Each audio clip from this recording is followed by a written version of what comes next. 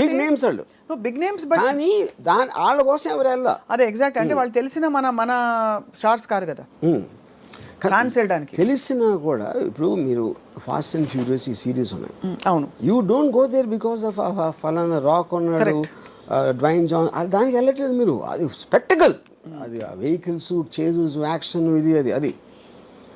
So అప్పుడు ఏంటి, మీకు తెలిసిన యాక్టర్ ఉండొచ్చు కానీ వాడి కోసం సినిమాకి వెళ్ళటం మానేశారు హాలీవుడ్లో. అది నేను చెప్పేది. You know, so true, yes.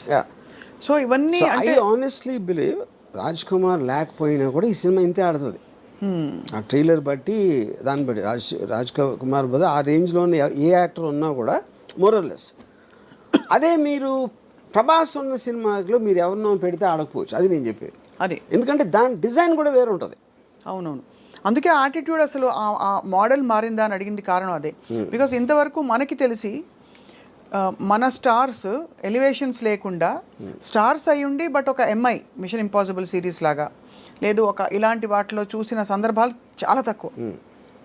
Because మామూలు మన సినిమాలో హీరో ఊరికే ఇలా తల తిప్పితే కూడా దానికి ఒక ఎఫెక్ట్, ఇది ఒక స్టార్ హీరో. అలాంటిది showing them like normal people వచ్చింది అలాంటి సినిమా. అసలు ఒక రుద్రమైన నాకు గుర్తుంది, చిరంజీవి గారు నార్మల్గా మెగా స్టార్ అయ్యింది. డెఫినెట్గా ఐ ఫీల్, అంటే ఇప్పుడు బాలచంద్ర గారు ఉన్నారు, అఫ్ కోర్స్ బాలచంద్ర గారు ఈ టైంలో తీయలేదు అలాంటి పెద్ద యాక్టర్స్ తోటి. విశ్వనాథ్ గారు ఆఫ్ కోర్స్. నాకు తెలిసి వెన్ టైమ్ సాగర్ సంగమం ఆ టైంలో తీసినప్పుడు Kamal Haasan image would have been very different. అప్పుడు వచ్చిన కమల్ హాసన్ ఫిలిమ్స్కి సాగర్ సంగమంకి ఏమి ఏదో ఉండదు. ఇంకోటి, మీరు శంకరాభరణంలో సోమయాజుల్ గారు లాంటి ఒక 60-year-old అన్నోన్ పర్సన్ని ప్రొటాగనిస్ట్గా పెట్టడం అనేది నాకు తెలిసి ఇప్పుడు కూడా ఎవడు అసలు ఇమాజిన్ కూడా చేయడు. అలాగే ఒక అంత పొడుగ్గా ఉండి ఆల్మోస్ట్ యూనో డస్కీ కాంప్లెక్షన్తో మంజు భార్గవి గారిని హీరోయిన్గా పెట్టడం కూడా ఎవరు ఊహించుకోలేరు మీరు అన్నట్టు. బట్ అది కూడా ప్రొటాగనిస్ట్ని మీరు నాన్ యాక్టర్ని ఎవరు ఐఏఎస్ ఆఫీసర్ని తీసుకొచ్చి పెట్టడం అని దానికన్నా రిస్క్ అయితే పరాకాష్ట. ఇది కరెక్ట్ రైట్. బట్ అది కూడా మీరు అన్న వన్ ఆఫ్ ద మోడల్స్లో ఆఫ్ దీస్ అవుట్లయర్ ఫిల్మ్స్, అంటే ఆడ్ ఫిల్మ్స్ అంటాం కదా. ఈ అంటే ముందు పికప్ కాలేదు, బట్ తర్వాత బాగా పికప్ అయ్యి కల్ట్ ఫిల్మ్ అయిపోయింది. ఇదేమో స్త్రీ 2 ఏమో పికప్ అవుతుందో లేదో తెలియదు, బట్ ఫస్ట్ డేనే ఎంత బ్లాక్ బస్టర్, ఇంకా దాని గురించి ఏం మాట్లాడక్కర్లేదు అంతే. అంటే అలా ఉంది దాని మీరు చెప్తున్న కనెక్షన్. ఇంకోటి ఏమైంది, నిన్న దాంతో రిలీజ్ అయిన అక్షయ్ కుమార్ సినిమాకి 5 కోట్లు వచ్చింది. 54 కోట్లు రాజ్ కుమార్ సినిమాకి వస్తే 5 కోట్లు అక్షయ్ కుమార్ సినిమాకి వచ్చింది. 5.5 కోట్లు అంతా జాన్ అబ్రహం సినిమాకి వచ్చింది అదే రోజు. మరి తీసేవాళ్ళు ఇప్పుడు నెక్స్ట్ ఎవరైనా హీరో రెమ్యూనరేషన్ ఒక సిరీస్ ఆఫ్ ఫ్లాప్స్ తర్వాత తగ్గించుకునే సందర్భాలు ఉండుంటాయి ఆర్జీవి గారు? చేస్తారు. That happens? Yeah, it happens. When the market is not doing it. ఎందుకంటే అప్పుడు ఏం చేస్తారంటే ఇప్పుడు ఇంత ఇస్తామండి సినిమా హిట్ అయితే అంత ఇస్తామని ఇలాంటి కొన్ని డీల్స్ పెట్టుకుంటారు. కొంచెం అదే క్లాజులు వస్తాయి. బ్యాక్ ఎండ్ అలాంటి. The reason I asked that is because majority of this major expenses that we are talking about, ఇప్పుడు మొన్న కల్కి వచ్చింది, ఇట్ వాజ్ యాక్చువల్లీ ఫీస్ట్. వినడానికి ఒక అమితాబ్ బచ్చన్ గారు, ఒక సో అండ్ సో ప్రభాస్ ఉంటే అసలు చూడొచ్చా అని, దీపిక ఇంకోవైపు. బట్ ఆ సినిమాలో ఈ స్టార్ దీనికి రెమ్యూనరేషన్స్ చాలా అయి ఉంటాయి కదా. ఇప్పుడు అలాంటి సినిమా తీసి ఒక బ్యూటిఫుల్ అటెంప్ట్ అని మంచి పేరు తెచ్చుకుని, బట్ రిటర్న్ ఆన్ ఇన్వెస్ట్మెంట్ చూసుకుంటే 500 కోట్లకి 100-50 ఎక్కువ రావడం బెటరా, లేదు ఇలాంటి ఒక కొత్త స్కూల్ ఆఫ్ థాట్ బయలుదేరి న్యూట్రలైజ్ చేసే ఎఫెక్ట్ బెటర్ అంటారా?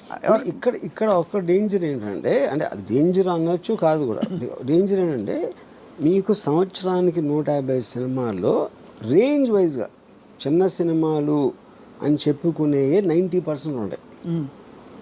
దాంట్లో 90% ఫెయిల్ అవుతాయి. సో ఆ 10%లో మీ సినిమా ఉంటుందా అని తెలియదు కదా మీకు. అవును, but economy will run like that. అంతే, అది that is a fail safe. అప్పుడు మేము పెద్ద సినిమా చేసి అన్కంట్రోల్ బడ్జెట్ ఎంత రెమ్యూనరేషన్ ఇచ్చినప్పుడు ఎంత పోవటానికి ఛాన్స్ ఉందో. ఇప్పుడంటే ఇప్పుడు నేను పేరు చెప్పండి, ఒక సినిమా మీరు 400 కోట్లు తీసారనుకోండి, దాంట్లో మీకు 200 crores నష్టం వచ్చింది అనుకోండి. ఇప్పుడు మీరు దీని బేసిస్లో 10 కోట్లు 15 కోట్లు సినిమా తీస్తే ఎంత పోయినా కూడా మీకు 10-15 పోతుంది. ఇక్కడలాగా 200 పోదు. అంతే కదా. అంతే, రిస్క్ ఇస్ లెస్ అంటే ఎక్కువ. బట్ కొడితే జాక్ పాట్ కొడితే ఇంకా తిరుగుంటుంది అది. బట్ ఆల్ ద సేమ్ ఈ హీరోలందరూ వాళ్ళ రిస్క్ కూడా ఒక సినిమాలో ఎంగేజ్ అవ్వడం ఈజ్ వెరీ హై బికాస్ వాళ్ళు తొందరగా పీక్ అయిపోతారు. ఆ తర్వాత దానికంటే ఏదైనా తక్కువ ఇస్తే చూసుకోరు.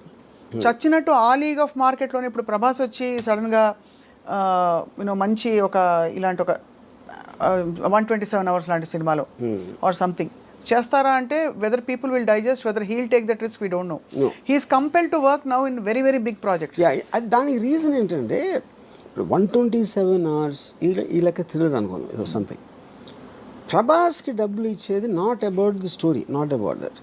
అతను స్క్రీన్ మీద హై స్పీడ్లో వస్తే అంతమందికి ఎక్సైట్మెంట్ వస్తుంది అనేది కాస్టింగ్ ఫ్యాక్టర్. అది that is what super stars are suppose to be. అప్పుడు అలాంటి మూమెంట్స్ ఉన్న స్టోరీనే వాళ్ళు ఎన్నుకుంటారు. అదే వాళ్ళు వచ్చి వేరే సినిమా తీసినప్పుడు ఆమీర్ ఖాన్ ఒక్కడే చాలా తెలుగు చేస్తాడు. ఆమీర్ ఖాన్ ఏం చేస్తాడంటే ఇప్పుడు ఏంటి, ఒక సపోజ్ తను గజనీ లాంటి సినిమా తీసాడు కూడా చాలా పెద్ద హిట్ అయ్యేది. తర్వాత తను తారే జమీన్ పే తీస్తే తారే జమీన్ పేలో చూస్తారా, అది మంచి స్టోరీ, కానీ గజనీకి అలవాటు పడిన వాళ్ళు దీన్ని చూస్తారా అంటే దానికి ఆమీర్ ఖాన్ ఏం చేశాడంటే గజనీ నమ్మిన ప్రైస్లో 1/10 కమ్మాడు తారే జమీన్ పే. అప్పుడు ఆమీర్ ఖాన్ లాజిక్ ఏంటంటే నేను ఈ సినిమాలు కూడా చేస్తాను, కానీ ఆ ప్రైస్కి అమ్మినప్పుడు ఆ ఆడియన్స్ నేను రీచ్ అవ్వలేను. దీని ఆడియన్స్ దీనికి ఉండదు. కరెక్ట్. యా, అప్పుడేమైంది, గజనీ కాస్ట్ 40 crores అయితే ఇది 5 crores అయింది.